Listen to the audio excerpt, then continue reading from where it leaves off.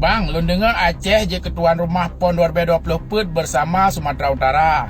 Tapi pakan sampai jino stadion dengan fasilitas lain mesabah pih gelomna yang dibangun. Kiban menurut drone bang? Hai pu kiban bro. Hai nyokan alamat di nek Pumalai Aceh. Ha? Kiban han Malai Aceh. Nak ingat ne wate pelaksanaan pora di video ranyan. Ura pembukaan pora stadion mentang dicor tiang, mentang diikat bata. Pora buka aju, pakai tenda buka pora. Menasib fasilitas lain. Pokok ji yang tak dengar masalah saja wate pora orangnya. Yang menasib untuk wate pelaksanaan PON di Aceh. Macam tu masalah. Stadion wate pembukaan mungkin gelom gak leh. Jalan jauh stadion mentang becek. Menasib nagor, gor kadang gelom leh bubuk. Ada na wisma atlet gelom dedang. Nah rencana menyapui atlet dari seluruh Indonesia baru mau kula kadang lagi pora di video ranyan. Makanya ini Pumalai Aceh menyonyan kejadian. Throw atlet dari luar, ipegak video, buat TikTok. Baru kali ini ikut PON, nginapnya di sekolahan. Makanya kentok ini Pumalai Aceh menyonyan kejadian.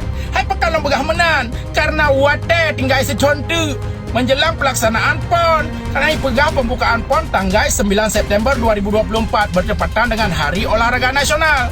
Tetapi sampai orangnya mesabah fasilitas golomna yang dibangun. Jangankan stadion utama, jalan-jalan atau akses untuk tempat venue-venue PON-nya mesabah golomna sentuhan.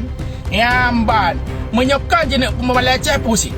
Mampakan lagi nyo kejadian. Karena apakan lagi nyo kejadian pemimpin yang na di Aceh Oronyo hana JPK dan hana bertanggung jawab terhadap urusan yang harus jih bertanggung jawab. Termasuk persoalan PON-nya. Lagi PJ Gubernur alih pegat SK panitia PON kalau di. Tetapi lobi-lobi hana dilakukan. Ada medehkan JP ingat pemerintah pusat karena jih awak pusat. Tolong segera dibangun fasilitas PON yang ada di Aceh. Jangan permalukan kami masyarakat Aceh. Hai memang PJ Gubernur si awak luar Aceh mungkin nak haibuh pikiran. Ada medeh DPR akan bernasu. DPR akan baik Indroy.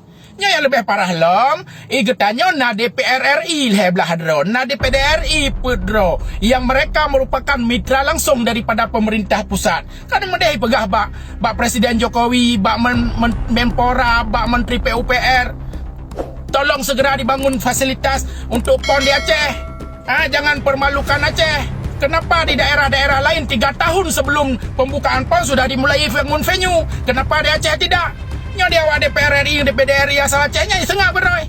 Alah pui pisah denat.